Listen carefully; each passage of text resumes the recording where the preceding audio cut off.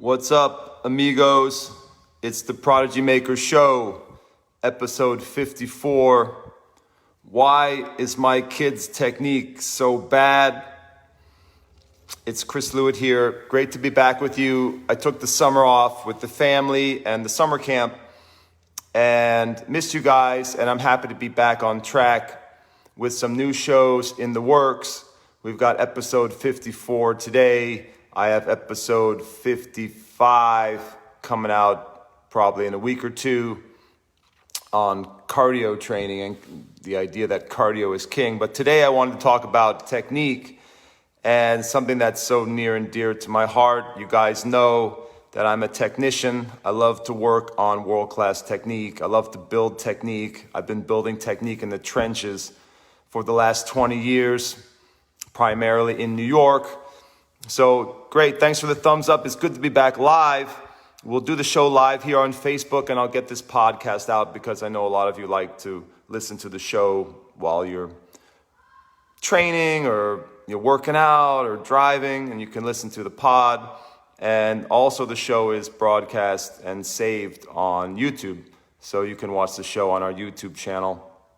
But why is your kid's technique so bad? It's a very common question. It's very frustrating. I wrote an article for this month's New York Tennis Magazine. So if you have access to the New York Tennis Magazine, there's an article by yours truly in there with the same title, eponymously named.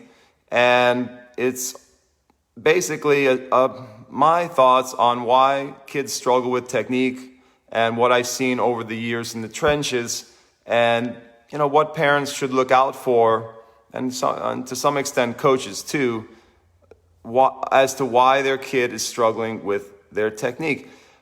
I would like to say at the onset that good technique there's a big debate about what good technique is. If you put 100 high-performance coaches in a room and ask them what is good technique, you're going to get a lot of different answers, and there's going to be a lot of debate. I remember at a USTA high performance workshop, that was kind of the running joke. Like at USTA and their continuing education, I've done a lot of their trainings, and Paul Lubbers, who was the head of the coaching education for a while, he used to joke with me that if you wanted to get everyone riled up and create a lot of animosity in a coach's group, is you just sit them all in a room and start asking them about what they think is the right technique. He used to joke with me about that, Paul Lubbers, good guy. And I think he's right. If you poll 100 coaches, like what is great technique, what is world-class technique, you get a lot of different answers. So what I would like to submit to you guys, what is world-class technique? What is good technique or great technique? When you see a player, say, oh, that player's got good technique. What the hell does that mean? I would like to submit to you that you have to start with biomechanics. You have to teach or analyze technique based on evidence. You try to be as evidence-based as possible. So that means you rely on the latest scientific research, biomechanics research in tennis, although it's a little bit limited. You do the best you can with the research that's available, and you look to see what the best players in the world are doing. You can study them through high-speed video. That's another way that you can glean or discern what is world-class technique. So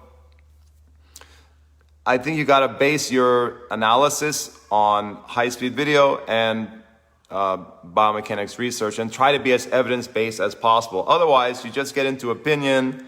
One guy thinks this is great, another guy thinks this is great, and you're just drifting in the ocean, and you have no anchor, you have no foundation or parameters. You have to have some parameters that are evidence-based for you to analyze to determine what is good technique. And so if you're a parent and you're trying to figure out, does my kid have good technique or not, that's where you got to start. Now, it's not really the subject of the show for me to explain what is good technique. I've done many shows about that. If you look through the past 50 plus shows, you can see that a lot of the shows are heavily technically based. So, look back in the archives, and we have the archives on podcasts and on YouTube and the like, and you can start to see what my philosophy is in terms of what is good technique. But number one, I'm looking back on my article here,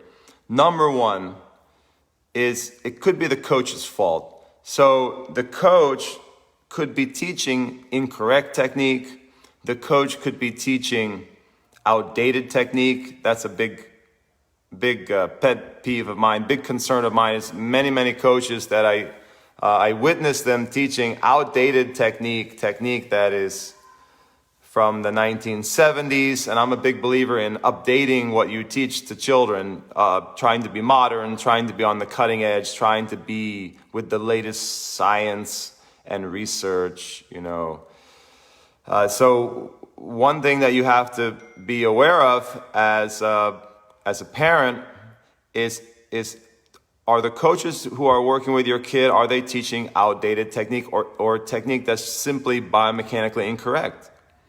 And so, that's a pitfall. Unfortunately, there's not that many coaches who are teaching in an evidence-based way. There are many coaches who are just teaching based on maybe the way they hit the ball or the way someone told them one time in a course, and they don't keep up with their continuing education. They're not really steeped in serious biomechanical research. They don't keep up their knowledge and their studies.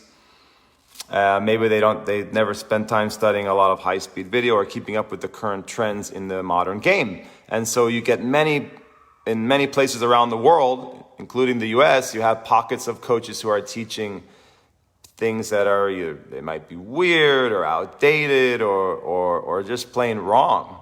So as parents, you have to learn a little bit about what makes good technique and what makes what are good biomechanics. And you have to try to analyze whether the coach that you have or the coaches that you have who are working with your kid, is he or she doing a good job teaching those things. So number two is, it's important. You have to try to discern if the coach is making a good relationship with the player and if he's building trust. I'm going to use he, it could be a she, rather than just saying he, she, the whole program.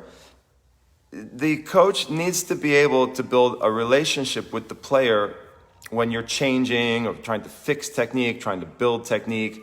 I feel that this is a very underestimated aspect of technical development.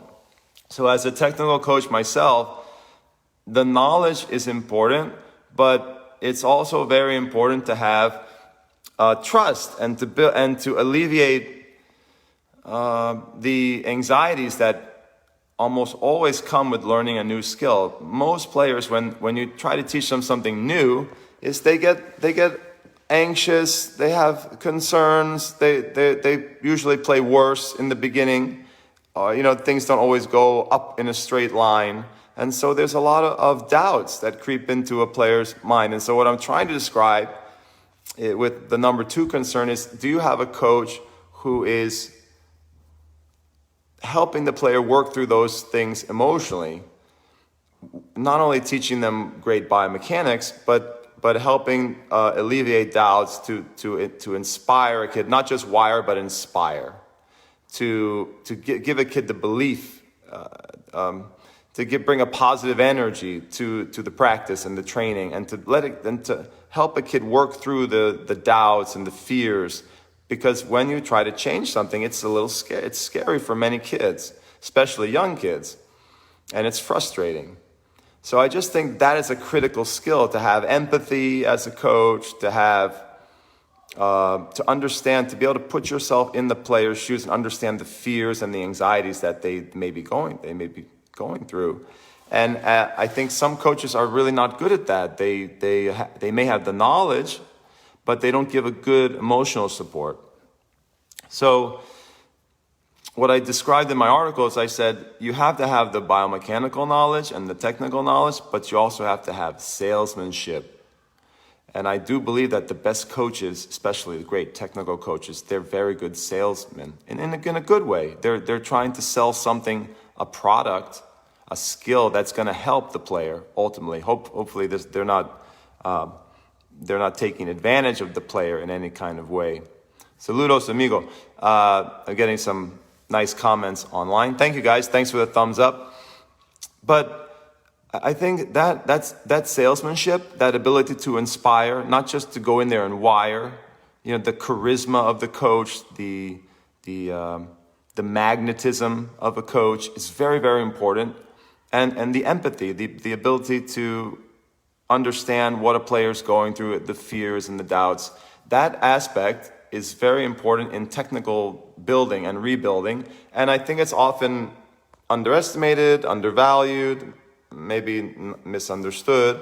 So parents, if you have a coach and they have a great resume and they have this incredible technical knowledge, but your kid's technique is still not so good, maybe that coach is not connecting and building trust and helping the player on the emotional side to learn all these things. And I think that's a really important part of being a great technical coach. It's possible to be gruff and curt and emotionally distant and still, force changes on a player, but that is, not the ideal way to build a player's technique. If you want to have the most success with the most players, you have to combine great biomechanical knowledge with empathy and with emotional support. And I think that's what the really great technical coaches do. They have that dual, those dual talents. Not just the technical knowledge, but they have the other aspects as well. So think about that when you're looking for someone to help your kid with technique and making changes. Making changes is so daunting for young children. They have maybe a grip that they have, a heavy Western grip. We had a couple kids at the academy last couple weeks, heavy Western grip. Very difficult to change that. There's a lot of fear for those players to change a grip like that. Or it could be anything, a serve technique or things with their players' movement, or forehands and backhands. These are things that are you got to develop a lot of trust. You have to really support most kids emotionally to get them to buy in. You have to really sell them on the benefits of this change, and you have to help them through the process. Otherwise, you're going to lose them. And so I guess what I'm saying is many parents have kids who are getting lost in the process. The coach is maybe teaching them some good things, but they're not going to really learn it because they have doubts or fears or anxieties that the coach is not alleviating or helping the player work through. So number 3 is, on the one hand, I blame coaches, and on the other hand, I also sort of blame coaches. Here I'm going to blame the player. Number 3, why is the technique so bad? If the player doesn't believe what the coach is saying, that is an impossible situation. If the player actually doubts, doesn't trust the coach says, I want you to try this, I'd like you to do this, I'd like you to work on this is going to help you. And the player, in their mind, they're just nodding their head, but they don't actually believe, they don't trust implicitly what the coach is saying. If there's no trust in the relationship, the technique is not going to get better. The player may put on a good show and try it a little bit when the coach is there, but they won't really have that full buy-in, that full commitment to learning the new skill or rebuilding something or fixing something. So I had a lesson yesterday in New York, and it was a really frustrating lesson. And it was a new student. I'd never met him before, and I would say a couple of things to him, like, hey, that was what I want. That was a good looking forehand, or that was a good start in that topspin backhand. And he would shake his head every time I told him something that I thought was good. And finally, I just stopped the lesson. I said, hey, look, bro, this can't happen. If we have no trust between us, you don't trust anything I'm saying, then you're not going to improve and learn anything here. And the lesson in my mind was a failure. Didn't go well at all. I tried everything I could to connect with this kid, and in the end, I don't think we were meant to work together.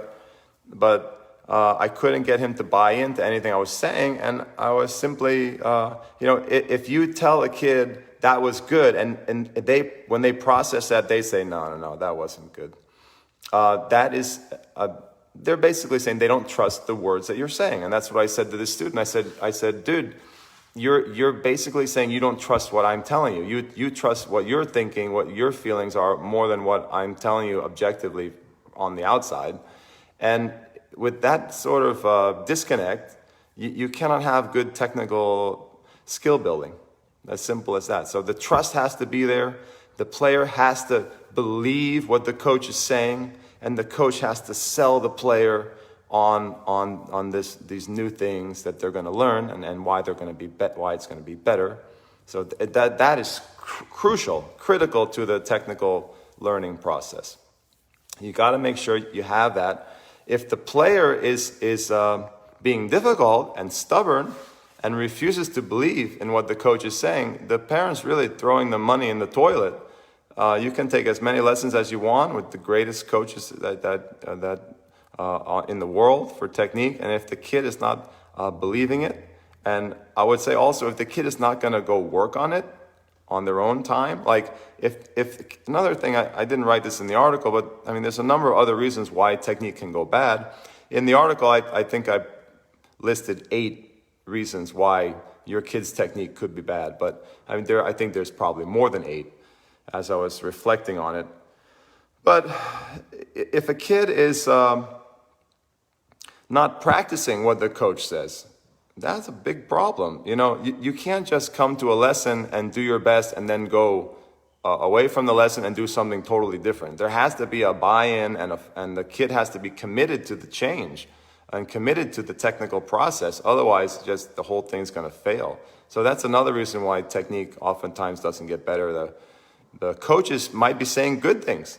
Coach might be saying great advice technically, but the kid is not really buying in. And then after the lesson, the kid backslides and does whatever they want in the rest of the week and the other practices. And that's just a recipe for complete failure. Thanks for the thumbs up. Thanks for the heart. Appreciate it, guys. So number 4, and this one is also on the player. Like you have different onuses. Like sometimes the onus is on the coach.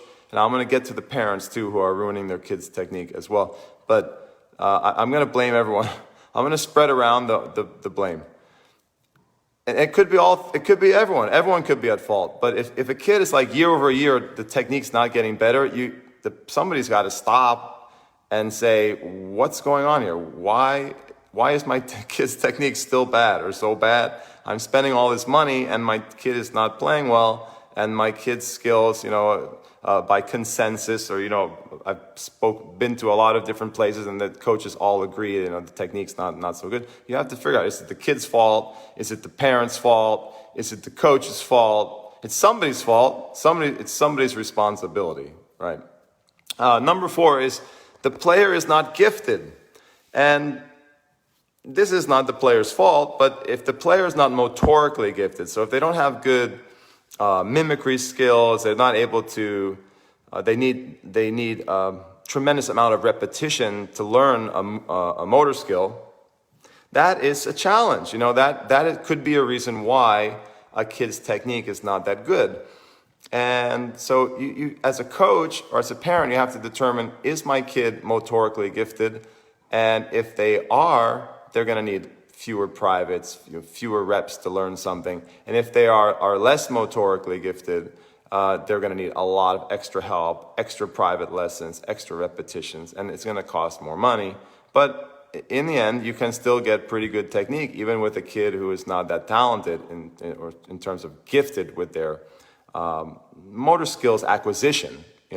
So sometimes you have a player who's a very good athlete, in other areas, like tremendous cardiovascular endurance, very good hand-eye, very good, in very quick, they can be very powerful. You can have an athlete, you can have a very good athlete who is sometimes not that, is a little bit motorically challenged, and they need a lot of reps to get their technique right, quote unquote right. I know there's a big debate about what is right, but based on scientific research and on high-speed video analysis, this kind of thing.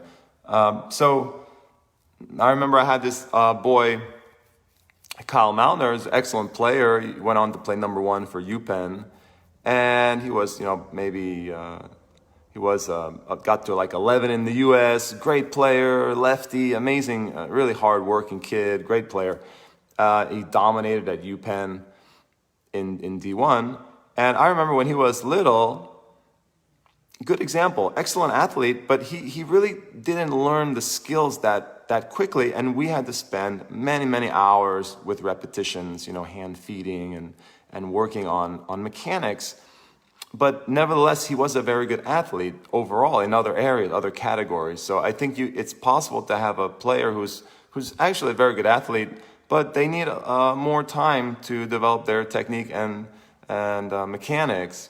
So just keep that in mind. And then sometimes you have kids who are just really not that talented, and they need just a ton of help, and the coach has to be patient with them, and the parents have to be patient, and it's just going to take more time. Sometimes parents are very impatient, and coaches can be impatient, and sometimes the player is on the right track, but the coach gives up on them, or the parent maybe gives up or starts to get negative or says, I'm not paying for private lessons anymore because you're not learning quickly enough.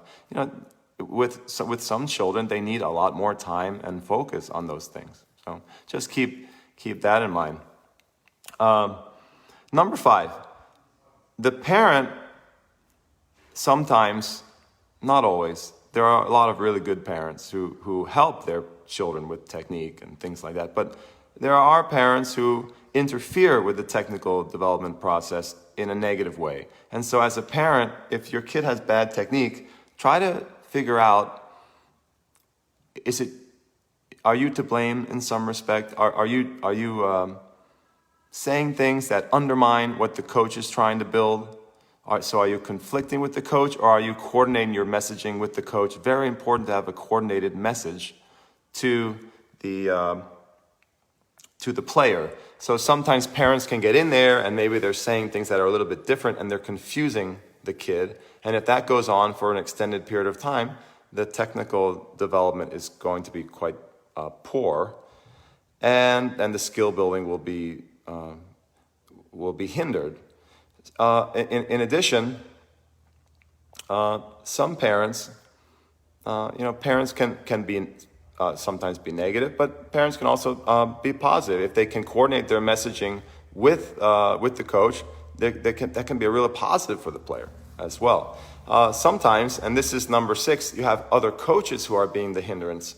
The parents may bring the player to multiple coaches, and when you have too many coaches in the kitchen, the meal doesn't turn out very well. So the food doesn't taste so good, and in this case, the technique doesn't come out very good. This is a very common thing, at least here in the Northeast, in New York. Sometimes the players being brought to multiple coaches, and if they're saying different things, this is a very common way that a kid's technique can be ruined, or at least the overall development can be hindered. Because imagine if you're a young child and Chris is telling you one thing, and then another day you go to another guy and he's telling you this, and then another guy is telling you that, and then your parents are telling you something else, and then it becomes really confusing, and the technical development process can be slowed or stalled. The kid can get frustrated, kid can get lost in a way. So I think it's important, if you have multiple coaches, the parent really needs to coordinate the messaging. The coaches could coordinate the messaging as a high-performance team. A lot of coaches don't like to work together, but it's better for the player if the coaches coordinate their messaging to the player, especially with technical things. And the parents can also help with that process. But parents, be on guard.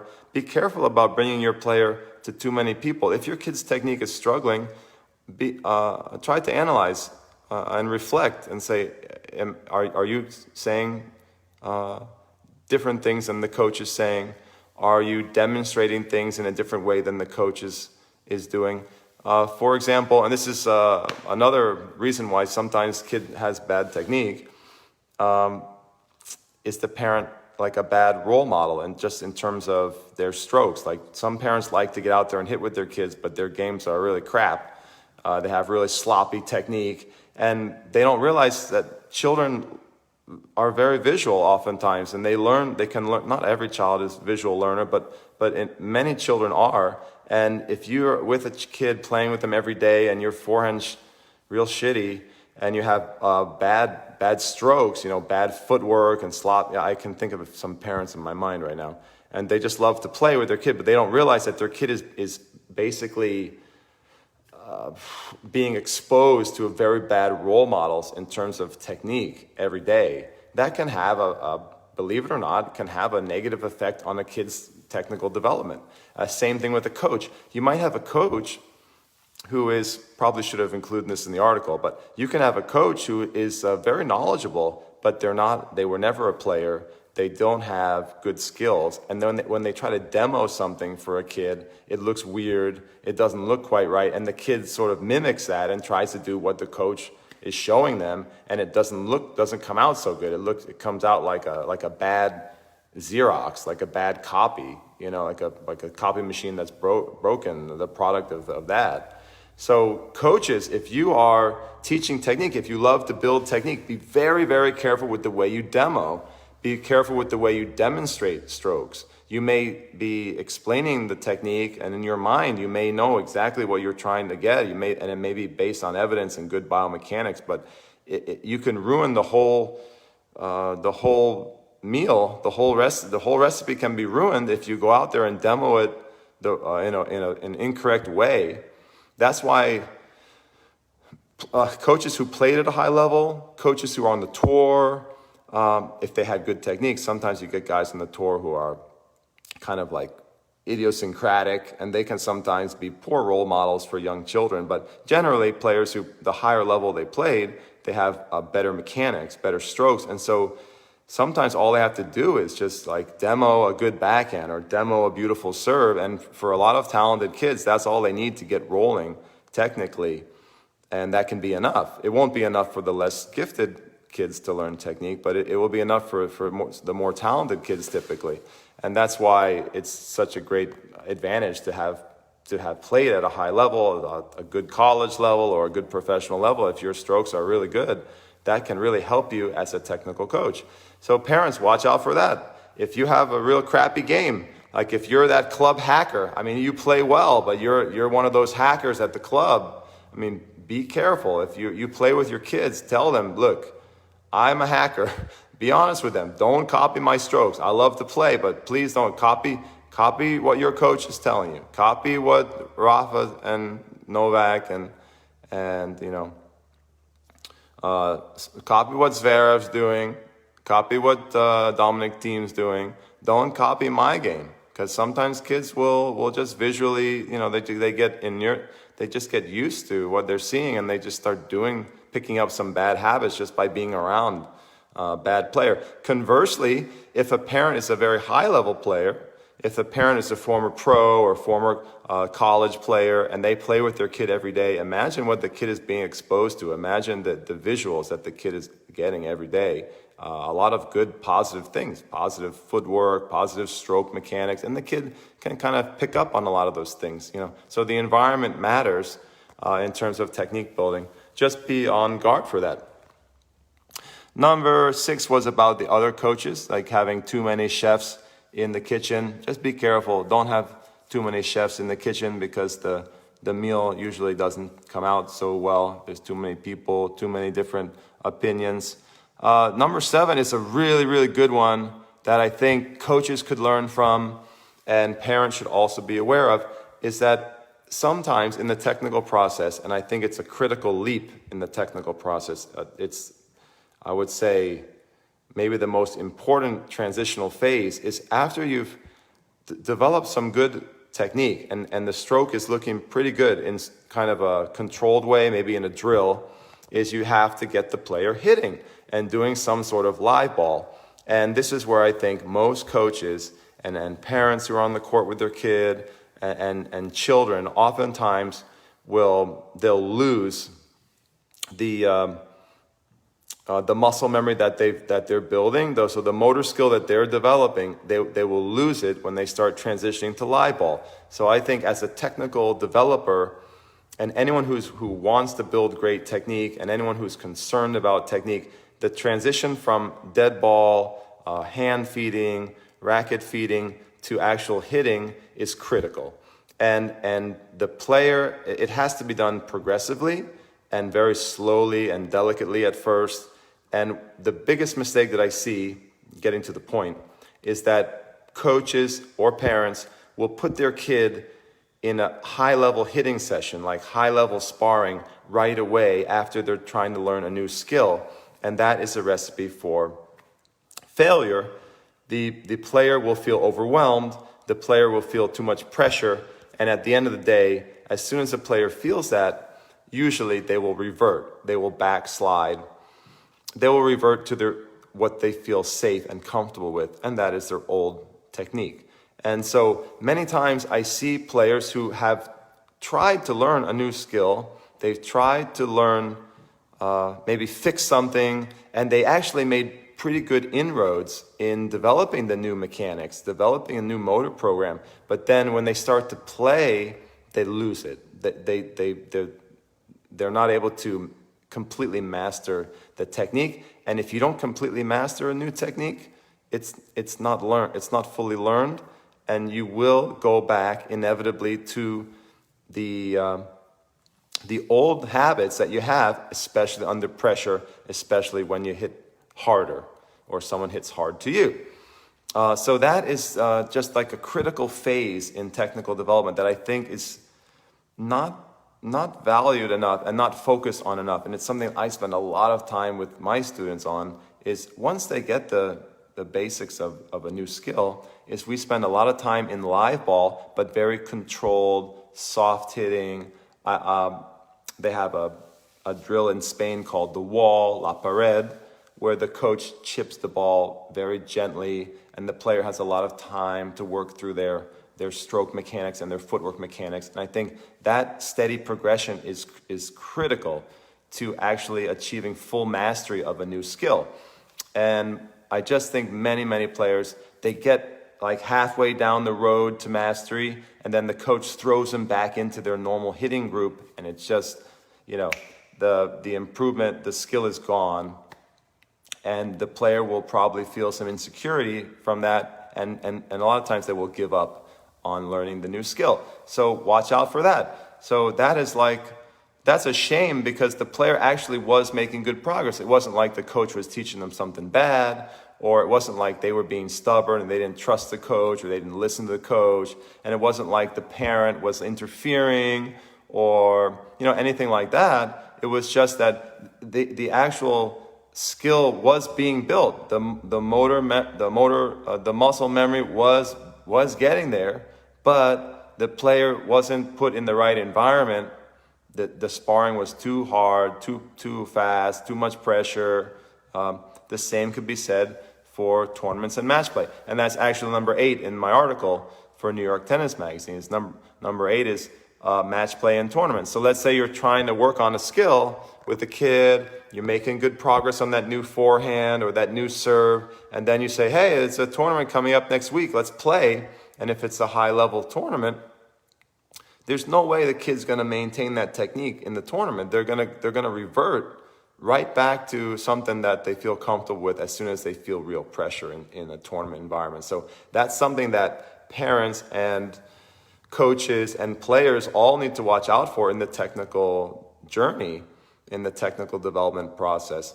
If the technique is not fully baked and you're just sort of halfway towards mastery, the technique is not fully subconscious yet, it's still sort of in the conscious learning phase where the player has to think and memorize and remind themselves. You have to give the player reminders. If you throw them into competition, usually that skill will be lost, and the player will revert, the player will feel anxiety, and they will hold on instinctively to the old safe muscle memory, the old safe motor skill, so the old safe technique. So you torch your progress. Let's say you pay a coach a lot of money, a player 6 weeks working on the new forehand, and then they go into a very strong tournament, and poof, the new forehand is gone and the player's doing the old stuff. That is going to that is going to undermine technical progress. And that can happen repeatedly over time, and eventually a couple of years go by and you're like, hey, my kid's technique is still not better. And then usually the parent gets mad and the coach gets frustrated. Maybe the parent starts to, criticize their child, say, why can't you learn this? Or the coach is like, come on, you can. And it creates a lot of conflict. So the key is just progressively getting into sparring. One of the secrets that my old coach Gilad Bloom used to do is a very, very smart technical coach, incredibly smart. Gilad Bloom what he used to tell me was the best thing you can do when you're learning a new skill is to put a player with like a 10-year-old. Like a good tournament 10-year-old who doesn't hit hard but doesn't miss is like the best person to practice with when you're learning a new technique, or someone who hits like that. So a coach could mimic that. I do that all the time with my students. They're learning a new skill and I'm hitting like a soft 10-year-old ball to them. Even though I'm, full-grown man, I'm going to play with them very lightly and gently at first so that they can work through all those motoric skills that they're trying to master, and it's difficult. But Gilad used to, it was brilliant. He'd have anyone learning new technique, maybe hit with, and maybe play points with the little kids, 8, 9, 10, 11, 12, because those kids are solid, especially if they're good tournament kids at that level, because they're pretty solid. Like I have a player here at the academy this week who's very, very solid, and he's young, and that's an ideal person to work on something, like to work on a new stroke with, because they're just going to give you a ball that's slower, where you have more time to think about what you're doing and get good reps, and it's not too much pressure, So think about that, parents. If the kid's technique is not that good, is it because you keep interfering with tournaments, like you keep interjecting tournaments into the technical learning timeline there too early? Or is the hitting too strong? Like if you have a 16-year-old and they're trying to fix something, God forbid you have an older teenager who still needs to fix something with their technique, which is not a good place to be. But let's say you have to do it and you have to make a change with an older teenager, for example, or an adult. They shouldn't go back into their 16-year-old normal hitting group when they're first learning a new stroke or a new whatever, footwork. They should probably drop down to hit with some 10, 11, and 12-year-olds. And as a coach or a parent, you have to explain to the player why you are doing that. Otherwise, they're probably going to be unhappy campers, and they're going to be like, why are you making me hit with a 10-year-old or a 12-year-old? Or they're not as good as me. And you have to explain, look, they're going to give you a nice, big, fat, easy ball to hit. You're going to get a lot of reps, and you can really build this muscle memory. And then after a few weeks of that, we can take you up to the next level, can hit with 13 and 14-year-olds, and then get you back to the normal hitting with 16-year-olds and 18-year-olds as your technique gets more solidified. But if you try to rush the process and go too quickly hitting with too powerful players, usually the technique is lost, and all that hard work is erased. If not erased, it's just it's pushed to the recesses of your brain. However, the neurobiomechanics works or neurophysiology works. That motor program is pushed to the recesses of your brain, and the old technique is going to stay in the forefront, and it's going to be the one that's prioritized by your brain in the learning process. And that's what usually happens.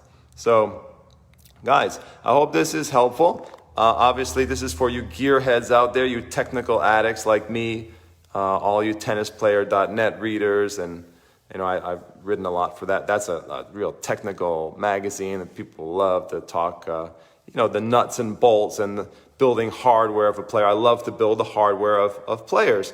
And so I just thought this might be helpful for parents. Funny title, why is my kid's technique so bad? I know it's a big debate. What is good technique? What is bad technique? That's a great way to lose friends and to create a lot of conflict in your in discussions with people. What is good technique? What is bad technique? Remember, it's based on biomechanics. It's based on high-speed video analysis of what the top players are doing. I think that's a safe bet if you're trying to figure out what are good technical parameters. That's where you should start. What are the top guys doing? Women and men. What are with the limited tennis research that we have from the people that leaders in the scientific analytical world of tennis, like Mark Kovacs, and the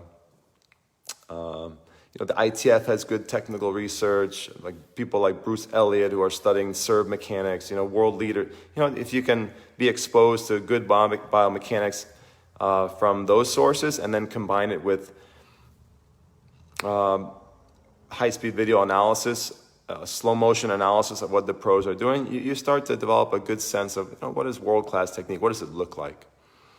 And like I said, I've done many shows talking about that, but think about these eight reasons why your kid's technique might be bad, and then if you do say, hey, oh yeah, I'm having that's definitely something that we've been struggling with.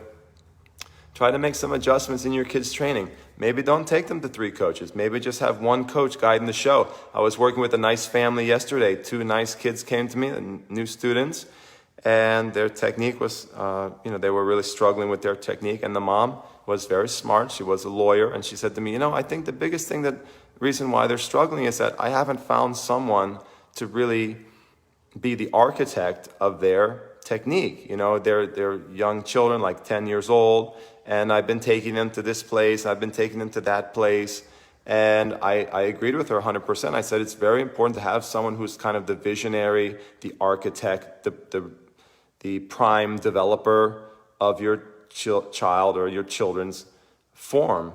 And I think the great technical coaches are like that. They're like architects, they're like artists, and they take over your child becomes their project or their work of art. So I think it's important to have someone guiding or running the show like that, guiding the whole process, and not to have too many chefs in the kitchen.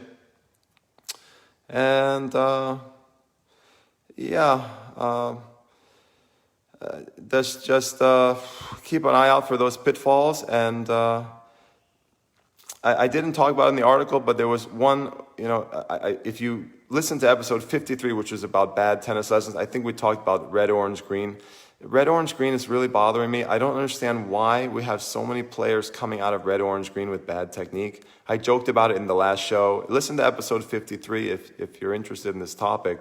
But, the idea is red, orange, green programs are supposed to help everyone's technique, to help children learn technique more efficiently and better, but something is wrong. It's not working, because I see so many players from a red, orange, green environment who are definitely do not have world-class technique. They're stiff, they're tight, they're not moving fluidly. Fluidity is a big part of world-class technique, fluidness, and elasticity in the stroke, and graceful movement. And for some reason, in the American red, orange, green programs in particular, we're not seeing a lot of players come out of these younger age focused programs. They're not coming out of these programs with great form and technique, and especially footwork. So I joke that that's really great for my business, because I get to, all those kids come to me a little bit later on, and I have to do the remedial work. But at some point, you got to ask systemically, like, what is going on in this country where, why are all these red, orange, green programs failing to build world-class technique? I mean, we all have to ask ourselves that. I don't know if I have that answer, but I know that what I see in my daily work is a lot of children coming out of those types of programs with very poor form, and it is definitely concerning and troubling. So I'll leave you with that. Guys, it was a great show. Thank you for all the thumbs up. Thank you for the likes and the hearts and the love. It's good to be back. I'll try to broadcast a couple times a month right now, and we'll try to get back on track with the show. And I'm sure we'll have a lot of good stuff to share with you guys in the coming months. I may have some very exciting news for you in the next few months. I won't reveal that yet, but there's some exciting things on the agenda and on the horizon for me and my work. We want to do more digital. We're going to produce more digital content this year and build up the like the Prodigy Maker blog. I have the blog at prodigymaker.com, and we have the online school at clta.teachable.com. So we want to have a lot of exciting digital offerings, and we're doing a lot of high performance training here at the club in Vermont. We had an awesome summer. We had maxed out weeks of we have a high performance camp here, so we had a really busy summer, and it's exciting for me to see so many players coming in to visit me here in this little mountain town in Vermont, and also of course in New York. But I have some exciting news, especially some exciting young players who I'm working with right now, who I think have the chance to be professionals and maybe even win Grand Slam someday. So I'm super excited. I'll share more about that with you guys in the coming weeks and months. So have a great day, and adios, amigos.